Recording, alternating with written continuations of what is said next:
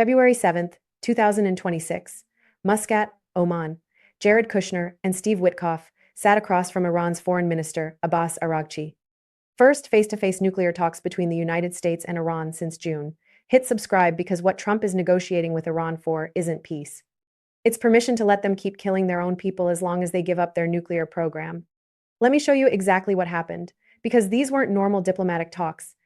This was Donald Trump's son-in-law sitting down with a government that just massacred over 6,000 protesters, thousands of bodies, families searching morgues, mass graves. And Trump sent Jared to make a deal. The talk started at 10 a.m. Friday morning Muscat time, lasted until 6 p.m., 8 hours. Oman's foreign minister Badr al-Busaidi mediated, shuttled messages between the two sides. They didn't sit in the same room, indirect talks, the Americans in one location, the Iranians in another, Busaidi walking back and forth carrying proposals. But here's what changes everything. The talks happened 1 month after Iran killed at least 6,495 protesters, according to the human rights activists' news agency. 1 month. 6,495 confirmed dead protesters, and Trump decided that was the perfect time to negotiate. Share this video with everyone you know because the timeline makes this even worse. December 28th, 2025, protests erupted in Tehran's bazaar. Economic collapse, the Iranian rial crashed, inflation soared, people couldn't afford food, basic necessities. The government cut electricity and gas. President Masoud Pezeshkian apologized for the energy crisis but offered no solutions. Protesters took to the streets, chanting against the government, against Supreme Leader Ali Khamenei, against the entire Islamic Republic. Within days, protests spread to all 31 provinces, over 190 cities. Millions of Iranians demanding change, demanding freedom, demanding an end to theocratic rule. January 8th, 2026. That's when everything changed. That's when the massacre started. Reza Pahlavi, son of Iran's last Shah, called for unified nationwide protests. 1.5 million people came out in Tehran alone on January 8th. By January 9th, 5 million protesters nationwide, according to European intelligence sources. The Iranian government responded with live ammunition. Security forces opened fire on unarmed protesters, in the streets, in bazaars, outside police stations, outside government buildings. Hospitals in Tehran and Shiraz were overwhelmed. Gunshot wounds to the head, to the chest, to the abdomen. Doctors couldn't keep up. Morgues filled with bodies. Make sure you're subscribed to Daniel Cross Show because January 8th and 9th, 2026 will go down as one of the deadliest government massacres in modern history. Between January 8th and 12th alone, Iran's own Ministry of Health documented 3,379 protester deaths, 5 days, over 3,000 people killed, by their own government's count. Human Rights Watch documented mass killings, coordinated escalation of lethal force, protesters shot in the head, shot in the torso, killed execution style. Eyewitnesses in Rash described young protesters trapped in a bazaar, surrounded by security forces. They raised their hands in surrender. Security forces shot them anyway. Multiple reports of wounded protesters being finished off in the streets, in hospitals, executed where they lay. The human rights activist news agency has confirmed 6,495 protester deaths as of February 5th. That's with 11,630 additional cases still under review. The real death toll is likely much higher. Some estimates range from 20,000 to over 36,000 killed. The Guardian, Time Magazine, Iran International, all reporting death tolls in the tens of thousands. Iran's government cut off internet access nationwide, shut down phone services, created a total blackout, so the world couldn't see the massacres happening. Check out what happened at Karzak Morgue in Tehran. January 10th, citizen journalist Vahid Online posted videos, hundreds of bodies in black bags, piled in sheds, on the ground outside. Trucks unloading corpses, families searching for their loved ones, identifying bodies. Many showed gunshot wounds to the head, to the chest, protesters executed by their own government. Over 50,000 people arrested, secret detention facilities, torture, forced confessions, thousands disappeared. Families don't know if their children are alive or dead. January 3rd, 2026, Supreme Leader Ali Khamenei said rioters should be put in their place. The same day, Iran's Revolutionary Guard Corps declared the period of tolerance was over, pledged to target rioters, organizers, and leaders without leniency. January 5th. The head of the judiciary ordered prosecutors to show no leniency to protesters. Expedite their trials. Execute them. That's the Iranian government Donald Trump decided to negotiate with, the government that just killed thousands of its own citizens. That's who Jared Kushner sat down with on February 7th. Share this with anyone who thinks Trump cares about human rights. January 21st, Trump tweeted about the protests. He said, I have canceled all meetings with Iranian officials until the senseless killing of protesters stops. Help is on its way. Help is on the way. Trump promised help. He promised the Iranian people he wouldn't negotiate until the killing stopped. 2 weeks later, he sent Jared and Steve Witkoff to Oman to negotiate, while bodies were still being pulled from morgues, while families were still searching for missing loved ones. While Iran was still arresting thousands, the killing never stopped. Trump negotiated anyway. Make sure you stay subscribed because Trump didn't just send diplomats, he sent a military threat. Admiral Brad Cooper attended the talks, head of United States Central Command, the top American military commander in the Middle East, in full dress uniform. The USS Abraham Lincoln aircraft carrier sat off Iran's coast in the Arabian Sea, guided missile destroyers, fighter jets, an entire carrier strike group. Cooper's presence wasn't diplomatic, it was a threat. Negotiate on our terms or we bomb you. After the talks, the United States military posted photos on X, the Lincoln carrier group, aircraft flying overhead, the caption, Peace through strength. Peace through strength. While negotiating with a government that massacred 6,000 protesters, that's Trump's version of peace. Iran's foreign minister Araghchi said after the talks, "We did note that nuclear talks must take place in a calm atmosphere, without tension and without threats." Without threats. While a United States aircraft carrier parks off his coast, while Trump says the consequences are very steep if Iran doesn't make a deal. But here's what Iran wanted, what they demanded before the talks even started. The talks were supposed to happen in Istanbul, Turkey, with other Middle Eastern countries as observers, Israel, Saudi Arabia, the UAE, all watching. Iran said no, changed the location to Oman, demanded bilateral talks only, just the United States and Iran, no observers, no other topics. The United States initially agreed, then canceled, then reversed course after 9 countries lobbied the White House begging them not to cancel. 9 allied nations, all terrified Trump would launch military strikes on Iran if talks collapsed, all begging him to negotiate, to give diplomacy a chance. A senior United States official said, "They asked us to keep the meeting and listen to what the Iranians have to say. We have told the Arabs that we will do the meeting if they insist. But we are very skeptical."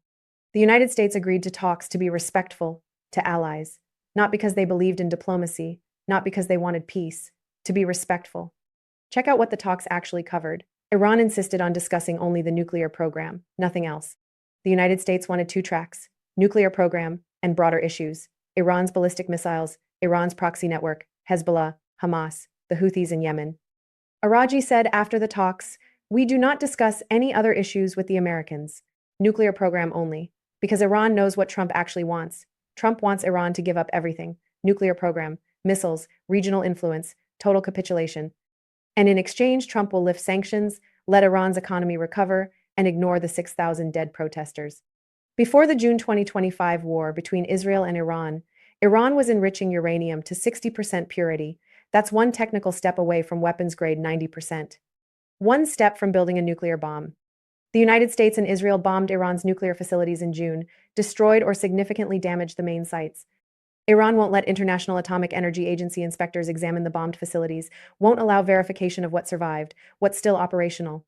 The United States wants Iran to stop all uranium enrichment, completely, even the 3.67% civilian level allowed under the 2015 nuclear deal. Trump pulled out of that deal in 2018, reimposed sanctions, strangled Iran's economy. Now he wants Iran to accept terms worse than the deal he destroyed. Iran's position: "We'll discuss nuclear limits, but we won't discuss missiles. We won't discuss our regional allies. Those are red lines, non-negotiable." Al Jazeera reported that Egypt, Turkey, and Qatar offered Iran a proposal: halt enrichment for 3 years, send highly enriched uranium out of the country, pledge not to initiate ballistic missile use. Iran hasn't publicly responded to that proposal, but Araghchi's comments suggest they rejected the missile restrictions. Share this with anyone who needs to understand what's really happening. The talks on February 7th accomplished nothing. Both sides said more talks are coming, soon, maybe next week. Oman's foreign minister said the talks were useful to clarify both Iranian and American thinking and identify areas for possible progress. Translation: they talked, they disagreed, they'll talk again, nothing changed. Iran's government is still killing protesters, still arresting thousands, still torturing detainees, still executing dissidents. Trump sent new sanctions on Iran's oil industry the same day as the talks, sanctioned 15 entities, 2 individuals, 14 shadow fleet vessels, Iran's petroleum exports. Negotiate peace, impose sanctions, threaten military action, all at the same time. Caroline Leavitt, White House press secretary, said Thursday before the talks, The president has been quite clear in his demands of the Iranian regime: zero nuclear capability. Zero nuclear capability. Not limited enrichment. Not restricted programs. Zero. Complete elimination of Iran's nuclear infrastructure. That's not a negotiating position. That's a demand for surrender. And Iran knows it. That's why Arakchi keeps emphasizing calm atmosphere without tension and without threats. Because Trump isn't offering diplomacy, he's offering a choice: surrender everything or get bombed. Make sure you're subscribed because here's what makes this entire situation obscene. Trump is ignoring 6,000 dead Iranians to make a nuclear deal. The Iranian people are fighting for freedom, for democracy, for an end to theocratic dictatorship. They're dying in the streets, executed by their own government. And Trump's response is to negotiate with their killers, to make deals with the regime shooting protesters, to legitimize a government committing mass murder. Secretary of State Marco Rubio said Thursday, "The Iranian regime does not reflect the people of Iran. I know of no other country where there's a bigger difference between the people who lead the country and the people who live there." He's right, the Iranian regime doesn't represent its people. The people want freedom, the regime wants power. So why is Trump negotiating with the regime? Why is he trying to make deals with the government Rubio just said doesn't represent Iranians? Because Trump doesn't care about the Iranian people. He cares about the nuclear program. He cares about preventing Iran from building a bomb. He cares about showing strength. 6,000 dead protesters? That's not his problem. That's Iran's internal matter. That's not something that affects American interests. That's the calculation. That's the moral bankruptcy of Trump's foreign policy. The United States State Department issued a security alert on February 6th. All American citizens in Iran should leave immediately if it's safe to do so. We're telling Americans to flee because Iran is unstable, because the government is killing its own people, because it's not safe. But we're also sitting down to negotiate, to make deals, to treat that same government as a legitimate partner. The hypocrisy is staggering. Subscribe because this story reveals everything wrong with Trump's approach to foreign policy. He claims to support freedom, to oppose dictators, to stand with oppressed people. But when it matters, when people are actually dying for freedom, Trump abandons them. He negotiates with their oppressors. He makes deals with their killers. Iran's protests started December 28th. By January 8th, thousands were dead. By February 7th, over 6,000 confirmed deaths. And Trump's response? Send Jared to make a nuclear deal. The Iranian people will remember this. They'll remember that when they needed America, when they were dying for freedom, Donald Trump chose to negotiate with the regime shooting them. They'll remember that Trump threatened Iran with military force over nuclear weapons, but stayed silent as Iran massacred thousands of unarmed protesters. They'll remember that American carrier groups parked off their coast to threaten their government, but did nothing to protect Iranian civilians from government bullets. Share this with anyone who thinks Trump's tough talk on Iran means anything. It doesn't. It's leverage for nuclear negotiations. It's not about human rights. It's not about freedom. It's about American interests. And American interests, according to Trump, don't include caring about 6,000 dead Iranians. The talks will continue. More negotiations are planned. Iran and the United States will keep talking about nuclear programs, about enrichment levels, about inspection regimes. And while they talk, Iran's government will keep arresting protesters, keep torturing dissidents, keep executing opposition leaders. And Trump will keep pretending it doesn't matter, keep focusing on nuclear deals, keep ignoring the bodies piling up in Iranian morgues. February 7th, 2026, the day Jared Kushner sat down with Iran 1 month after they killed 6,495 protesters, the day Trump showed the world exactly what American values mean under his presidency. Nuclear weapons matter, dead protesters don't. That's the message, that's the policy, that's the reality of Trump's foreign policy. Leave a comment. Do you think Trump should have refused to negotiate until Iran stopped killing protesters? Or is the nuclear threat more important than human rights? The answer reveals whether you believe American foreign policy should have any moral foundation, or whether it's just about power and interests. Thanks for watching. I'll see you in the next one.